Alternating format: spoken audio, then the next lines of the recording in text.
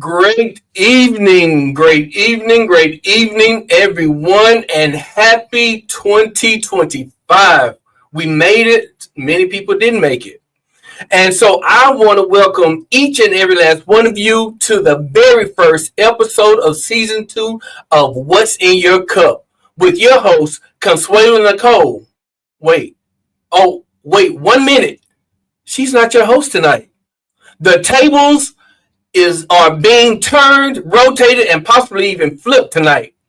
So my name is Dr. Roy L. Johnson Jr., also known as the Lunchologist, located in the great city and state of Houston, Texas. I'm a certified business and life empowerment coach, international empowerment speaker, and an Amazon #1 best-selling author of Entrepreneurial Giants Drawing Strength from Biblical Principles for Business Breakthroughs, just to mention a few, who offers comprehensive support for individuals looking to start or grow their businesses while enhancing their personal development and life skills. But guess what, y'all? What's in Your Cup Conversation talk show is celebrating 1 year anniversary. But this is the irony. And what's funny is our guest, Consuela Nicole, tonight entrusted me with her baby. Don't ask me why. I don't know why. Because would you believe that we didn't like each other 2 years ago? You may say, really? Yes, really. It doesn't make sense, right? Just like 1 plus 1 doesn't equal 3. Help me make sense of it, y'all. But you know what? I digress, and we'll get straight into that tonight. So you know what? She's always been nosy and snooping around other people's kitchens just to find out what's in their cup. But tonight we're going to go into her kitchen and do some snooping of our own and find out what was in her cup, what's in her cup, what she had to dump out of it, and what she had to refill it with. But before I bring her to the stage, let's find out about who Consuela Nicole is a little bit. Consuela Nicole is a vibrant embodiment of resilience and influence. Her journey showcases her evolution from confronting social norms to becoming an international transformative figure. Consuela Nicole's narrative intertwines motherhood, profound personal loss, and academics, illustrating her multifaceted resilience and achievements. As an author, speaker, life balance, and accountability coach, Consuela Nicole has evolved into a dynamic public figure since launching her very first book in 2018. Her diverse career, including corporate training and talk show hosting, showcases a remarkable transition fueled by a desire to inspire and empower. Her venture into public speaking opened venues for leadership, culminating in a platform dedicated to empowering women and broader engagement, impacting various audiences globally. So, I hope she's ready. Without further ado, let's welcome to the stage my friend, my sister, my confidant, and host of What's in Your Cup, Consuela Nicole. Let's welcome Consuela to the stage. Hello, everyone. I am nervous. Oh, Brother Johnson. Welcome to the stage, sis. How does it feel to be on the other side? Man, I'm a little nervous. Because you was doing some digging. So I have no idea what you done pulled up. What's in your cup right now to calm your nerves? Well, see, I just had a celebration this weekend, right? And I was gifted some things, and one of them things is in this cup. And that's all I'm gonna say, because my nerves is I don't know what you got going on. I don't. I don't. All right. But hey y'all. But you know what? I introduced you Yes. on what was on paper. But but how would you introduce yourself? I'm Consuela Nicole. I am definitely your favorite life balance and accountability coach, but I can be your best friend or your worst enemy. You Mm, choose. we're gonna get into that worst enemy because I believe she has a name, but that's gonna come down the line. That's gonna come down the line. Yes, it will. So Yes, it will. first of all, what's in your cup is celebrating its 1 year anniversary. So congratulations. Thank you. Well, first of all, let's get it. What's in your cup? Conversations. We gotta add the conversations because that's what it's all about. And Yes. you're right. We are celebrating our 1 year anniversary. But you know what the interesting part about that is? This same spot a year ago, the tables were turned. You were my very first guest. Absolutely. And the stage Yeah, was set. The it stage was. was set. And you And set that so bar pretty high for me. So I appreciate you. so so you know, although this is the first anniversary, in Hmm. addition to celebrating the first anniversary, somebody just had a 50th birthday this past weekend. But what's Yes. interesting is that this is the first birthday you acknowledged and celebrated in about 12 years. So, why is that? And what did you do to commemorate this birthday particularly? And what was the highlight? Well, let's see. I did, y'all. I turned half of 100. My glass is definitely not half empty. It is half full, or I went into it with it half full. And by the time I left out, my heart was full and my cup was running over. Um, there was a very intimate dinner party that was planned for me. Um, and I was taken back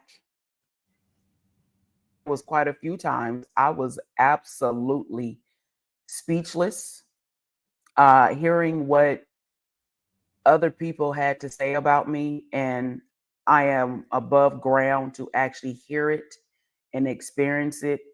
I think my favorite word for the night I can't repeat right now, but there was one word that kept well two words. It was oh every time somebody got up to speak, and I thought that I was throwing out different caveats and different moments of hey, I have a plot twist, but no, y'all had a plot twist for me and I wasn't and I say y'all because you flew out for little old me all the way from Texas. So, and I know you doing this, but I need to say before I do anything else, I want to say thank you very, very much for each and every one of you that showed up and showed out for little old me. As Dr. Johnson mentioned, it's actually been 15 years since I have celebrated me on my birthday. I've always celebrated everybody else and all the things, but I had stopped celebrating me on my birthday, and I had folks fly out from Texas, from Florida, from California, just from all over to love on me. And I want to say thank you very, very much to each and every one of you because that meant the entire world to me. And to get back to your question of why hadn't I not celebrated? Is that was your question? Absolutely, yes. Um, and that's part of what was in my cup and now what's been replaced in my cup. I went through over a decade of winter depression. Mm, I fell into a depression when my grandmother gained her wings. To me, my grandmother was my biggest supporter, right? She was the glue and the staple of my bloodline family. When she gained her wings, it seemed like the family kind of started doing its own thing and fell apart, and my entire world was crushed. My grandmother and I shared a birthday. I did Mm. not have a birthday that I was able to celebrate without my grandmother. So when she gained her wings, I was like, what the hell? Why? So I stopped celebrating. So from October to the middle of December, middle of January, I didn't do nothing. And with my birthday falling in January 5th, that was perfect for me. I didn't have to do nothing, but I celebrated everybody. But this go around, the word got out that I was about to turn 50, half of 100. And folks was like, yeah, we're not going to let you do that this year. Somebody was like, yeah, we're going skydiving. I ain't jumping from nobody plane. So Who was it? I opted, you did, but to keep me from being forced to go skydiving, I opted and said, okay, I have, dinner and allow folks to love on me. And um, it So was amazing. so what was that moment like for you? Because you're always the one giving. You're always the one in everybody's corner. You're always that pillar of strength for somebody else. What Mhm. was it like to hear those words spew from the mouth of those individuals that were around you and were giving you your flowers while you can yet smell them? It was surreal. Um, for one, I wasn't expecting that. And I will say, in that moment, Dr. Brittany Soul started it. And I'm gonna blame her, but I know it wasn't just her, right? Because I kind of felt it coming. I just didn't know from who or from where. Um, but it was surreal. And the more that everyone spoke, the more I felt it in my heart. Mm-hmm. And my heart was filling up, like for real, filling up. And that's when I no longer was half full. My cup was being filled and it started running over, and I figured out, or I felt all of that. It was not a toxic situation. It wasn't a judgment situation. It Mm-hmm. was nothing but love. Um, and everybody was there on one accord, and it was beautiful. For one purpose. Your cup did start overflowing because, as you said, your eyeballs started sweating. Yeah, they did, and you're It, not that, gonna do that for me tonight. But go ahead, yeah, so that was your cup being overflowed yeah, unto your saucer.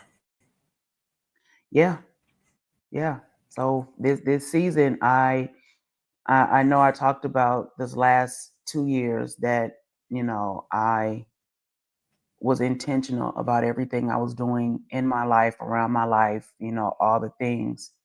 But now I'm in a season of being persistent, right? I had a moment to where I needed to edit and pivot some things and all that. So now I'm ready to push and be persistent to what this next chapter has to offer. And I did that by relinquishing control for a day to my talk show. So yeah, we go, whew, that's a little I don't know hard. what you That's a little hard for you, girl.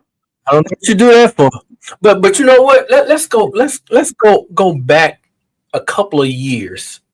Let's go back a couple of years. It's funny that many people do not believe that we didn't like each other 2 years ago. What's the, what, Baby. what's the story behind this foolishness? Right. And you just put that out there on the airwaves that you didn't like me for a whole year. So let me tell y'all. Yeah, now I call him my brother.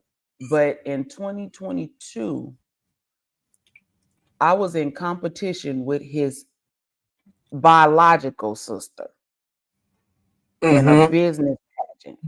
Mm-hmm. And we were competing for Miss WBLEP title, which is Women Business Leader and Entrepreneurship Pageant. There was a cover girl competition for the Queendom magazine where it all started.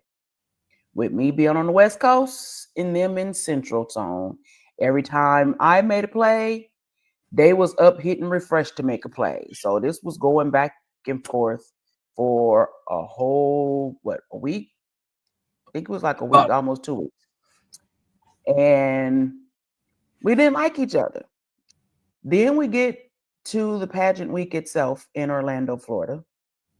I traveled to Orlando, Florida with my sister Alicia, and it was just the two of us from the West Coast. Roy at the time was traveling with Lo Shannon, and unbeknownst to me that they connected with Monica out of Florida, and they had made an alliance against little old me from the West Coast. What the West Coast do to y'all? So me and my sister Alicia said, you know what? Screw this. We're about to show up and show out like only the West Coast can. Right? So as we were going on in the week and things were progressing for the pageantry, we get to banquet and Lo Shannon wins the cover girl. Why? Because y'all waited to the last second and did some last minute votes. But that's that time difference thing for you. That's all right. So I had another trick up my sleeve. I did. And we went to the competition stage and I took the main title. I brought the entire title of Miss MS WBLEP 2022 back to the West Coast. And the Johnson family did not like me for that. And I didn't care. However, I said this heifer. That's what I said. I said this heifer. Yeah, that's what she was. She she made us mad. Yeah. She made us mad. It's like we take one step forward, she take 10 steps forward. I'm like, this heifer. We'll call each other on the phone. Do you see what she done did? Yeah, I see what this heifer done did. But you know what? You know what? There's a such thing as forgiveness. I I know forgive I you. forgive you. I forgive you. I forgive you. I did. I do. I forgive you. I But forgive I you. really can't saying. But we came back. We actually got to know each other, during that next 6 months or so, and we kind of formed a bond, right? It took my sister Alicia a little longer than me, right? Because when she get her claws in, she get her claws in, but it took her a little bit longer. But we talked about it and we was like, we're gonna give them a try, sis. We're gonna give them a try. So we all started communicating, and when we showed back up that following year, I was in a different season of my life. Mm-hmm. I was doing some things and doing some things I wasn't supposed to. Um, my sister Alicia let it be known I was doing some things I wasn't supposed to. And all y'all jumped on her bandwagon. It was like, Consuela, shut up and sit down. That's Mm-hmm. where it all started. Which was the hardest thing? But you mentioned a bond was formed. Mm-hmm. A bond that can never be broken. What was that bond? It was a bond that only God could have put together, right? I gained a new brother. I gained two new brothers. Well, depending on who you ask, my brother, my boyfriend, and my husband. We'll talk about that one later, maybe. But I definitely gained two new brothers, um, and three sisters, right? Um, well, two sisters, I should say, and two additional moms. Mm-hmm. Um, and it was something that only God could do. And I wasn't able to fight it because I didn't have a voice to fight it, right? And I say that because during that time frame, I was recovering from a surgery. Mm-hmm. And each one of you, and when I say each one of you, I'm talking yourself, Lo Shannon, Monica, Alicia, even David was like, would you just shut up? We got this. We got you. And without even knowing everything, you guys started talking and speaking for me when I couldn't speak for myself. Right? You were standing for me when I couldn't stand for myself. Um, you prayed for me when I didn't know what I needed to pray for. Um, Especially that doggone Monica. Jesus.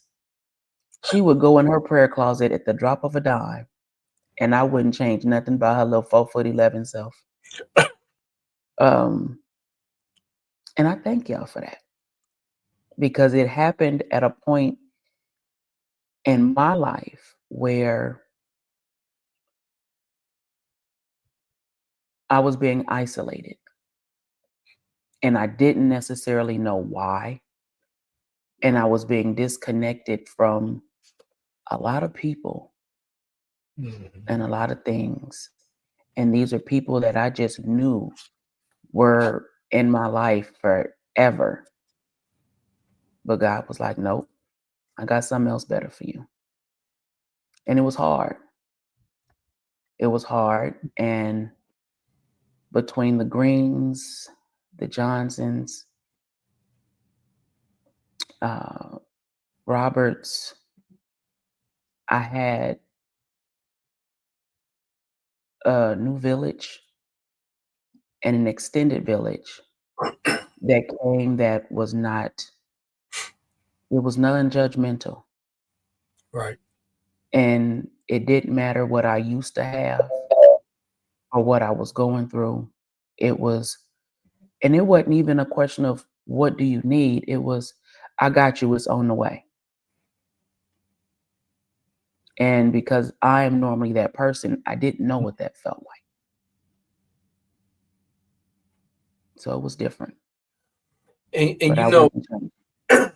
oftentimes we always feel like we have to be the strong one. We Mhm. always feel like we have to be the strong. And sometimes we have to remove that cape.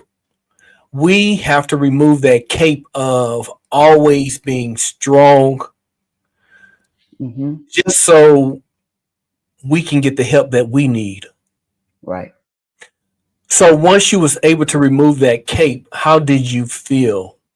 Because you said you said you were in a moment of isolation. I call it, you was in a dark place. You was in a spirit. You was in spiritual imprisonment. You was in solitude confinement. You was in a Mhm. season of silence and solitude. Mhm. But as you take a look back, what was that experience like for you? Because knowing you personally and getting to know you over this 2 year span time, you can be very stubborn and very insubordinate. It's just the Capricorn goating me, man.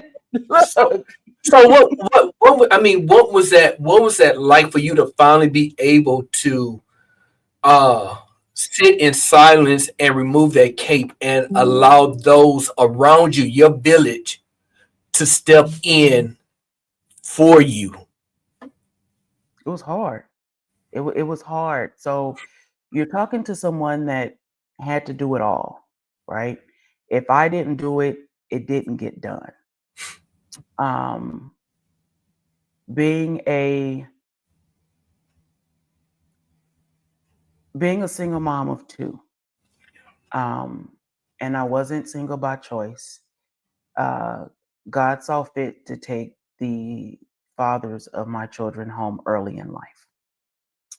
So if my kids wanted to visit their dad, they had to go to the cemetery. Um, and I shut my life off after that. I dedicated my entire life to my kids.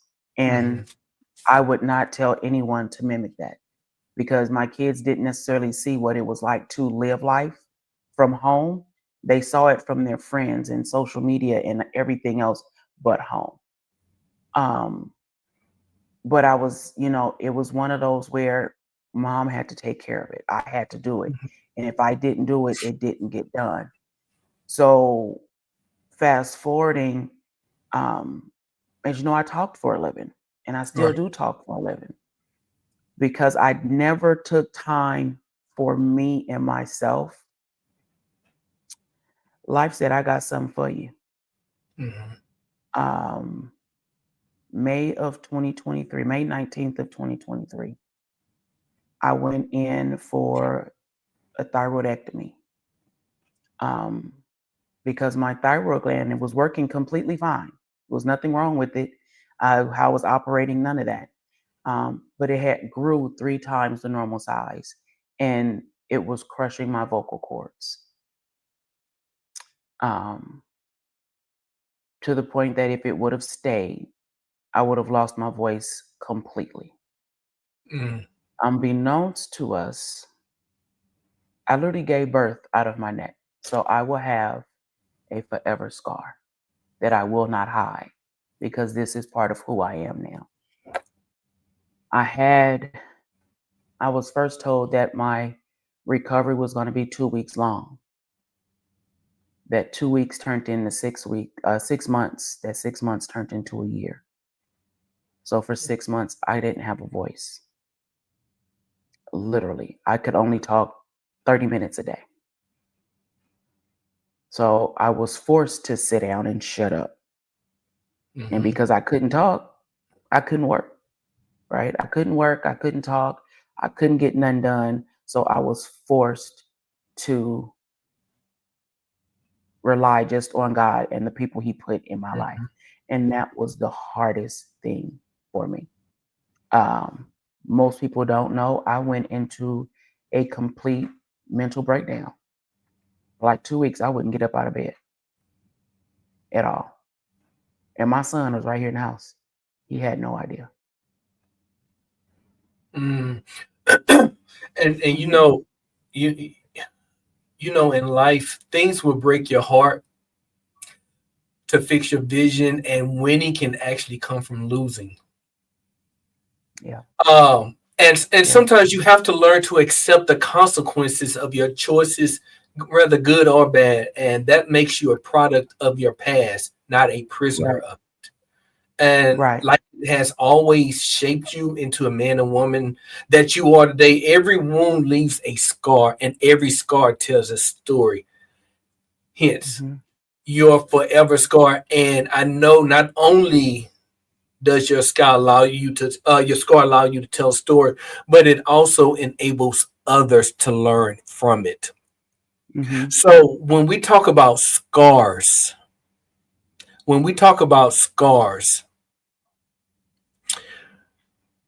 are only marks left and blemishes left on the skin, but it is not indicative of the skin breaking.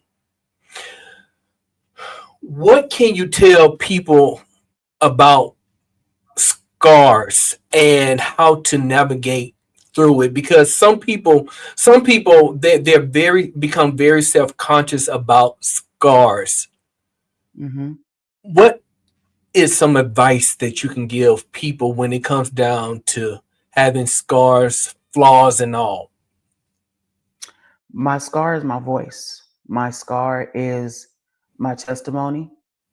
My scar is my semicolon letting me know that my story is not over. It's just time to turn the page and start a new chapter. Mm-hmm. For some, it may be time to start a new book. For me, it was definitely time to start a new chapter.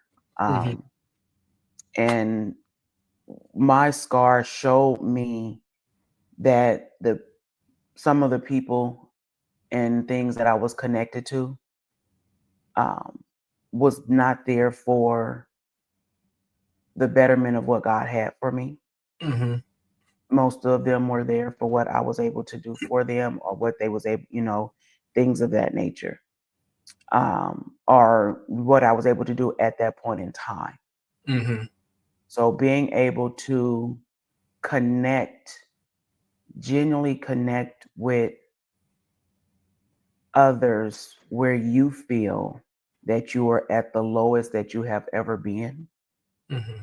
and not be judged or as the world say, canceled, because we are in this cancel culture that everybody want to cancel you out or cancel whatever for Right. what they don't understand or don't like. Um, I was put in places with people who didn't necessarily know who didn't understand my story, but they didn't attempt to cancel. They Right. wanted to learn. They wanted to, and again, you were one of a handful of people that never said, "What do you need?" You always just showed up with whatever you felt was needed. If it was words, if it was prayer, if it was a funny meme, whatever it was you felt I needed to get through the day. So I wear my scar as a badge of honor of this is my semicolon reminding me that my story is not over. It's just beginning.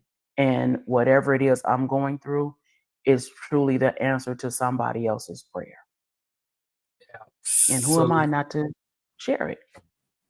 it'll be selfish for you not to, Hmm. because your story can be somebody else's breakthrough. Yeah. And somebody would Yeah. will if you held on to that story, somebody will never ever get freed from what's been holding them back. Yeah. So always, hey, share your story. Share Hmm. your story.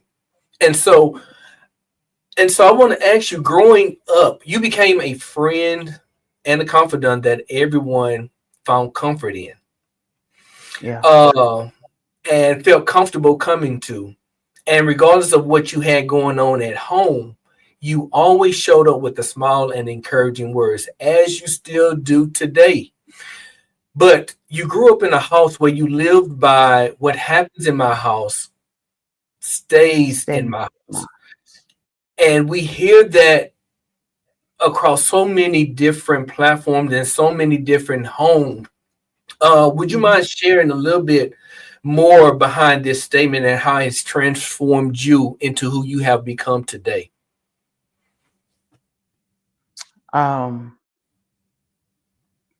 there was some alcohol abuse in the home. There was some drug abuse, some physical abuse.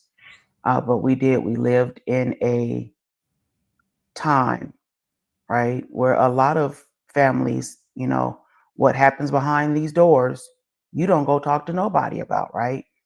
It was one of those times where you don't go see no psychiatrist. You only see a psychiatrist if you crazy, right? That type of deal. Um, and that was my life for quite some time. Mhm. That my outlet was writing.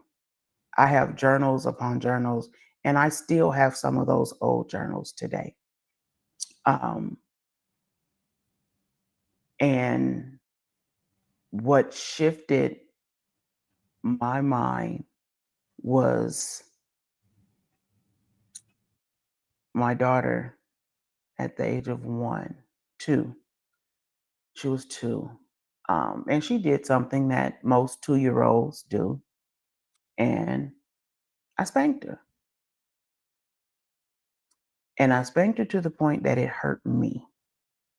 And at that point, I was like, no, this is not going to continue. This ends with me. And I was determined not to let everything that happened prior to move forward, especially in my household. So I started shifting my mind. I didn't know what that was like. Mhm. I didn't know what that was. So I had to learn. I had to learn from other people. Um, I had to learn from strangers. Um, it was tough. It was tough because my grandmother was my biggest support system, and her health started failing. Um, so talking to her like I once did wasn't an Mhm. option. So there was a lot of things I had to learn on my own or from life lessons. And I had to do this while raising a child. So now I'm trying to learn some things and raise a child and teach her all at the same time, Mhm. which was hard. Do I have the perfect relationship with my daughter? Absolutely not, because it's something that's still being worked on. But I can hug on my child now. I can love on my child. I Mhm. can tell my child I love her, and she can now talk to me without anything she's saying being thrown back up in her face. She can now talk to me without, being judged or having that judgment factor, Right. which is important. I believe it's important to be able to have those conversations. But I also teach my children, and I know I'm going to get pushback, and I really don't care. I teach my kids that I'm your parent first. Mhm. I'm not your friend, but I want you to be able to talk to me openly. But I'm your parent first, and I'm going to go to bat for you. Even if you're wrong, we're going to fight together, and then Mm. we're going to correct whatever it is after the fact. But I'm not going to ever let them fight by themselves. So now I have two children, and they are 10 years apart. And um, they always say the job of a parent is never done. Mm-mm. Uh, because the word says, train up a child in the way he or she should go, and when he is Mhm. old, he shall not depart from it. Right. And so, although it may hurt you as a parent, you are doing your job. Because oftentimes when you think about and you look out, go somewhere, or somebody, may know somebody personally, Hmm. you see the fine lines being crossed because they don't understand who the parent is and they don't understand who the friend is. Right. And so the Right. lines Hmm. become very blurred. And so I commend you because you came a long way. You may not be where you want to be, but you're not where you're going to be. It's Mm-mm. called progress. And I Yeah. got the pleasure this past weekend of meeting my nephew, my niece, and my other nephew, The wiggle. the The wiggle.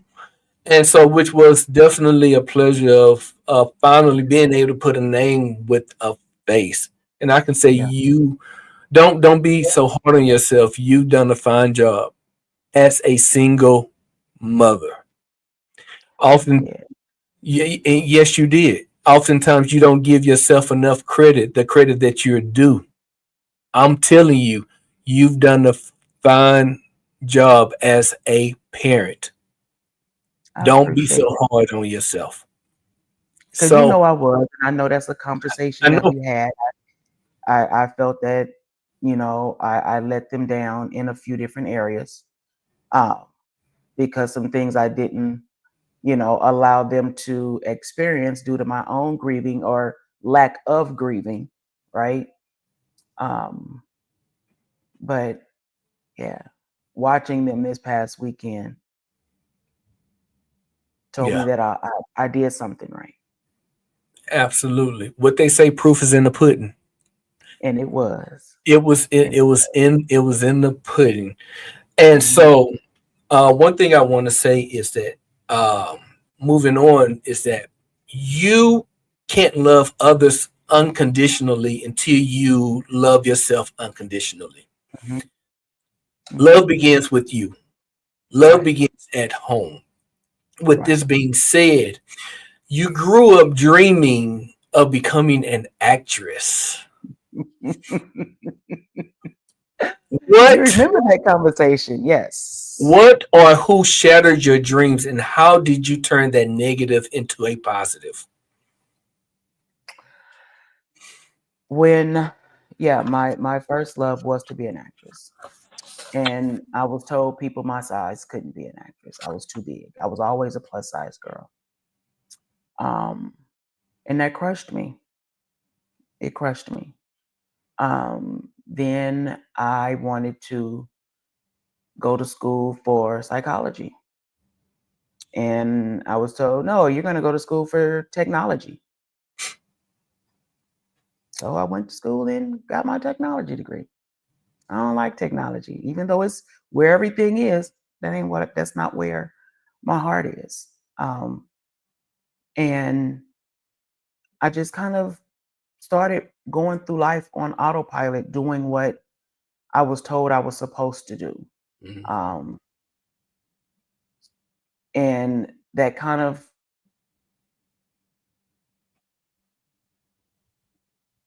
it numbed me in a lot of ways.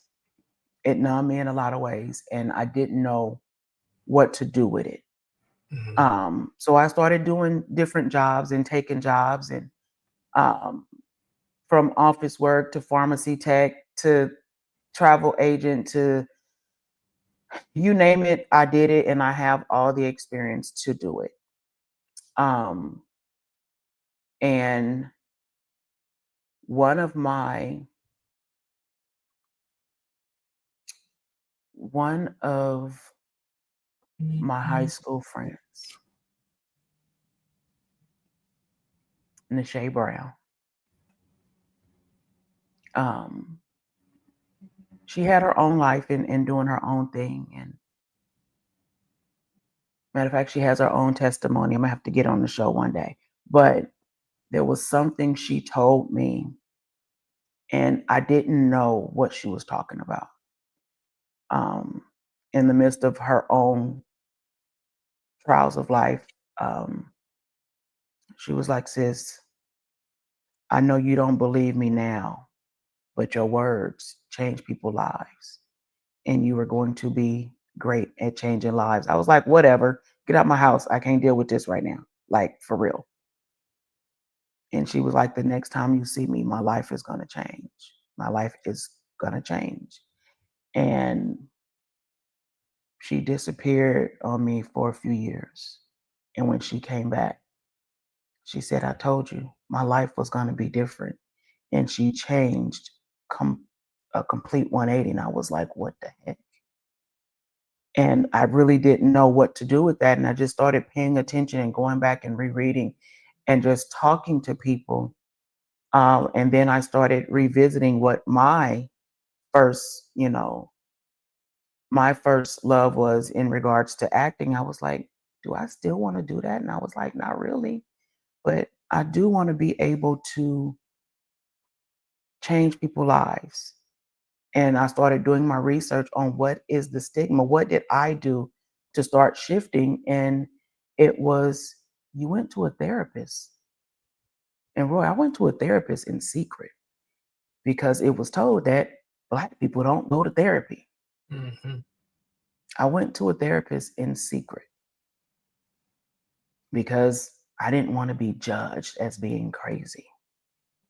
Um, and that's when I was like, yeah, psychology is where I want to be. Psychology is what I want to do. I want to be able to help people. I started the path of psychology and I was like, psychology is not where I want to be, not because of the studies, but because I did not want to be stuck behind having to talk politically correct, right? I wanted to be Right. able to meet people where they were. So if it was in their home or on the track or at the restaurant or sitting at the park, wherever they were is where I wanted to be able to meet them. And I wanted to be able to talk their language. And I Right. couldn't do that just as how the psychology rules were written at that point in time. Right. And that's when I was introduced to the services of life coaching.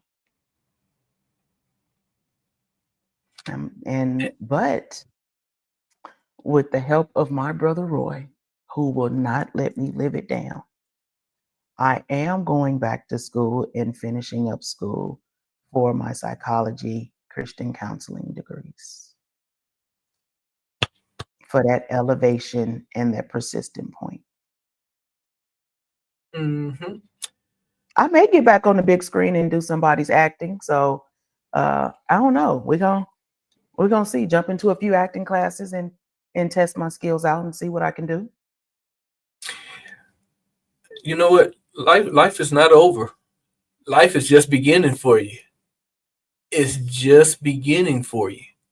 And so going back to school and seeing you on that big stage, say that's my sister Consuela Nicole. Remember when?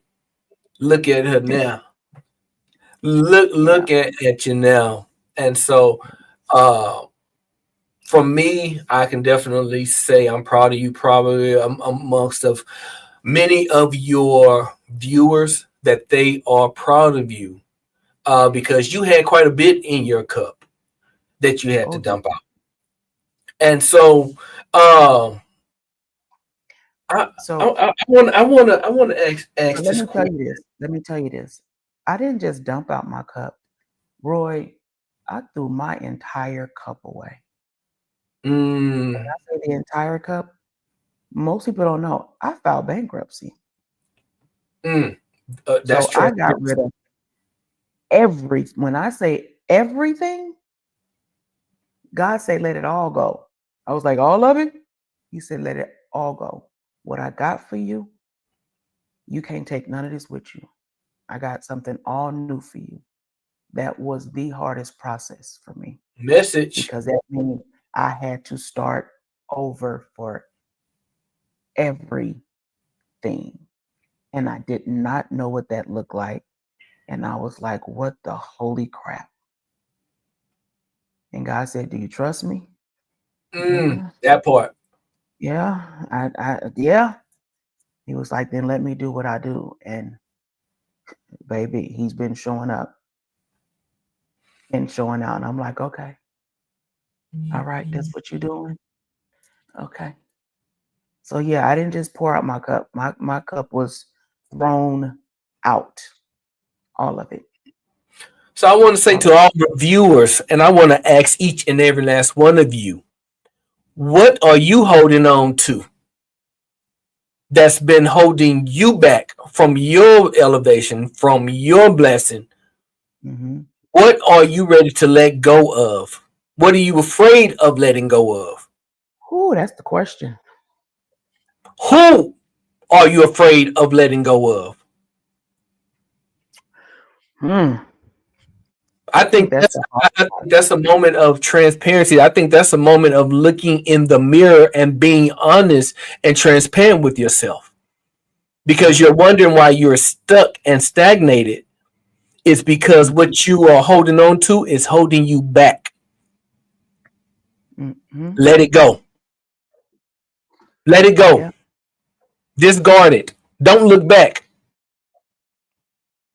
Yeah. Free yourself. You begin to realize once you let it go, the freer you feel and the lighter you become. Now God Yeah. said, I can do what I need to do with you because you finally let it go and now you are Mm-hmm. trusting me. Trust Yeah. him and let it go. So Yeah. I'm gonna lighten it just a little bit. We have a little bit more time, but I'm gonna lighten it a little bit. So what I say, there are about three versions of you. Uh, of who you are. So there's the Consuela Nicole. mm-hmm. Okay. There's a Consuela Nicole, the life balancing accountability coach, Mm-hmm. author, inspirational speaker, author, talk show host. And then Mm-hmm. there's Consuela Nicole, the daughter, mother, sister, niece, grandmother, Nene, aunt, and Mm-hmm. friend. Mm-hmm. You're all of those, right? Mm-hmm. Okay, but what I want to know is who is Coach Sway? And is this someone people should get to know for themselves? Absolutely. So so the coach sway side is she takes, lack of a better word, she takes no prisoners, right? She allows you to speak what you speak, but she gonna come back at you with the same energy that you gave. So if you pushing, she pushing, and she gonna push you out of your comfort zone. But at the same time, Sway is that person that if she don't do something for you to hate her, she ain't doing her job. But if she can do it for you, that means she's already done it for herself. Some people say that Sway can be a real bitch, because she can, because she can. Because if you come into me, that means you're ready, and I'm gonna push you to do what it is you need to do. Now, previously, I didn't know who that person was, and that was somebody that my grandmother helped form. Right? She was like, "You don't take BS from nobody. You better than that. You bigger than that. I don't ever want to see you walk around with your head down. The only time you need your head down if you buckling up your shoes or picking up money. And you better not ever be buckling up your shoes. That's what a man is for." And I never understood that till I got older, right? Mm-hmm. But she instilled all of that in me. And I didn't understand then what all of that meant. But as I started growing and elevating and being pushed into my purpose, because I didn't know what that was. I knew I was being pushed and guided in certain directions. And I was like, what is that? I'm not doing that. I'm not doing that. Just leave me alone. Um, Sway can be very stubborn because she is, but she does it out of love. Right. But she's also not going to let anyone completely disrespect her. Her seeds are those that are very close to her. Right. And I've known I'm at a point now in my life that I would rather cut you off and disconnect from you for my own peace and sanity instead of staying intertwined in anything toxic because I should turn the other cheek. Mm. I have no more cheeks to turn when it comes to blatant disrespect and toxicity and things of that nature. As a old friend of mine or a good friend of mine once used to say, um, if it's complicating me, you're either complicating me or complimenting me. Mm-hmm. If you're complicating me, I don't want to have nothing else to do with you. Right. Life is too short right now to deal constantly with complications. Right? Do I think, life is going to be peaches and cream and hunky dory flowers and all? No, because that's not how you grow. Right. Right? I need those in my corner in my village that's going to say, okay, Consuela, check this out. What are you going through? And that's going to allow me to vent just like I allow them to vent. And then it's, okay, so what we going to do to fix it? What's next? We're not about to stay here. Right. It's time to grow, right? Having those people that pull your coattail. And I have those. I even have some that, so let me tell you something, right? And I know this is not something you asked, and I don't know if you will. When I talk about friendships and villages and circles and things of that nature, people have the misconception that in order to be active and positive in someone's life or for someone to call you a friend or a brother or a sister, you have to talk every day. Yeah. That is not the case. You may talk once a week, you may talk once a month, you may talk every few months, but it's what happens during that conversation, right? If I don't talk to you today, if I talk to you today but don't talk to you again for 3 months, if we get on that phone and we pick up like we ain't never lost a day, that's what a friendship is. Right. Someone that I can count on or you can call on and say, I just need to talk. This is what's been going on in my life because I understand you got a life, you got a family, you got a business, you got a job, you got a this, you got a that. You still need balance. Right. And a true friend and a true sibling and a true accountability person understand balance does not mean I have to be all up in your mix 24 hours a day, especially if I'm not in your household.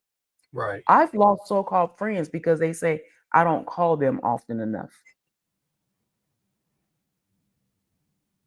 You realize I'm a single mom with a job and a business and all these different things. There's 24 hours a day. So you tell me where I'm supposed to carve out time for you. Who am I supposed to take time away from Right. to satisfy you? That's not what we do. Um, so connect with people that understand that you still have a life and that adds to your balance and that complements your life and not complicate your life. That's good advice. Very good advice. And so we're about to wrap this up with one last question. You mentioned the disruptors. Oh yeah. There are six of us. Hmm.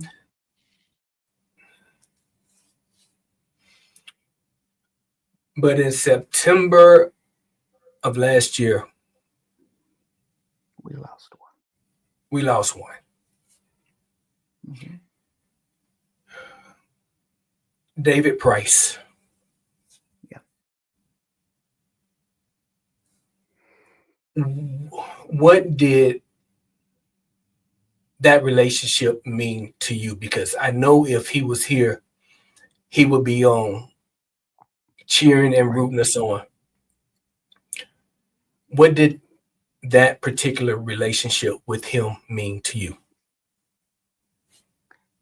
David was my brother. He was that quiet before the storm. You didn't realize he was there because he kept quiet. But he showed up and showed out wherever you needed him to be. But he would also pull my coattail. Sis, what's taking you so long? Sis, what you doing? What you talking about? Um, and he jumped in wherever was needed. One of my I have two memories. I have a bunch of memories of him or for him. Um, but one of my fondest memories was uh, July 4th of 2024, 23, July 4th of 2023. We were in Orlando, Florida, and I was eating on some watermelon. And he was like, sis, that's not how you eat that. And he showed me how to properly eat a watermelon, Texas style. And I caught it on camera. And I sit there and look at that picture and those pictures in that time. And all I can do is smile because David was my brother. And even he didn't like me the first time he met me, which is interesting. Um, but I wouldn't change nothing because he showed up. All y'all showed up in the what was it, the West East Central Baptist Church van and chauffeured us around Orlando, Florida. And it was it was it was heartbreaking to hear about his passing. Um, I do wish I would have had more time. However, because of him and because of that situation, it's partly why I say I don't have time for toxic behaviors. I don't have time for complications. There's too much positive stuff going on in the world and around me and with people, and I want to be able to experience that. I want to be able to make those memories. Um, Sometimes I want to be able to put down the cameras and put down the phones and Yeah, make the memories that you have to talk about and yeah. not just share pictures about. So that is something that I am grateful for because I'm going to always be a royal disruptor because we come in wreaking havoc and changing lives for the better. That's what we do. We're What we royal do disruptors for life. for For life. life. And so tables have been turned, they've been rotated, and I don't know if we flipped some tables, but we did. We came in and did what we did. What we did. And Yeah. so, if you would like to get in contact with either one of us, you can reach her at consuelanicole.com, or you can reach me at thebusinesslauncher.com. And so I am going to end with this. Remember, God does not call us because of our education, knowledge, wisdom, readiness, or preparedness, but he chooses us based on his understanding of our unique abilities and potential. Dr. Roy L. Johnson Jr. Until next time,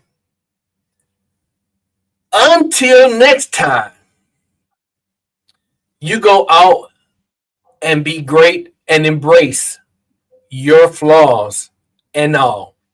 I am your guest host, Dr. Roy L. Johnson Jr., the Luntologist, and I'll see you next time. Take care. Bye.